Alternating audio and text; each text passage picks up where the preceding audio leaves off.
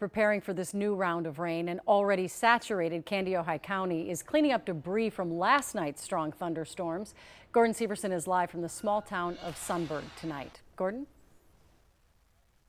Yeah, Julie, we found possibly the most perfect way to show you how strong and powerful the wind was last night in Sunburg. Check out this tree here. This is the biggest tree that we could find across the entire town. And as you can see, the wind just knocked it over, yanking it out of the ground by its roots. And luckily it fell this way where it didn't really cause any damage to property. If it would have gone the other way, it could have fallen on a nearby home. And I can't imagine how much damage a tree of this size would have caused. And that's the story that we've been hearing all day today. A lot of close calls and a lot of luck.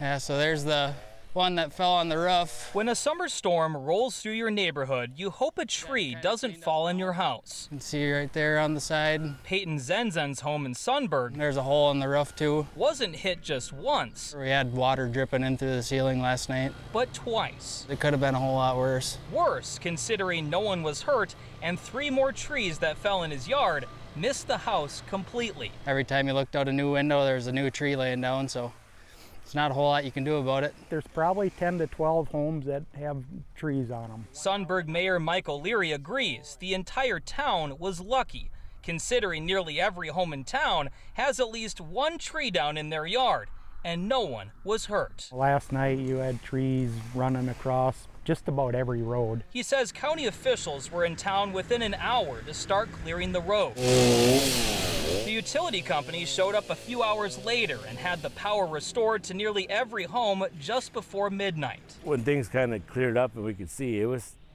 pretty unreal what we were seeing. Darren Pierce is the fire chief in town.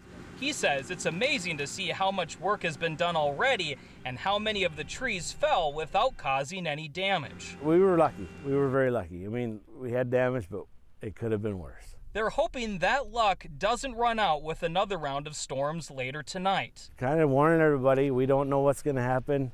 You know, we're ready for it. Ready for round 2. Something's brewing out to the west and it doesn't sound good.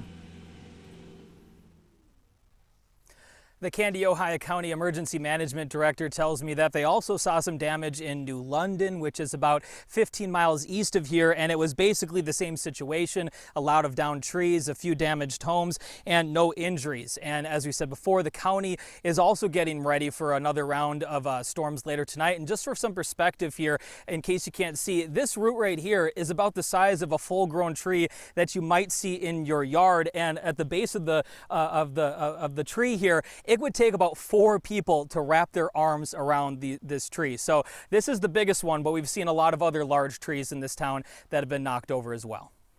Gordon, I can't remember when I've seen a live shot that really illustrated the point as well as that does. That's unbelievable. I'm so glad nobody was hurt. And I'm so sad that they have more weather moving through possibly tonight. Thanks so much to you and your photographer, Jason Stussy. We appreciate it.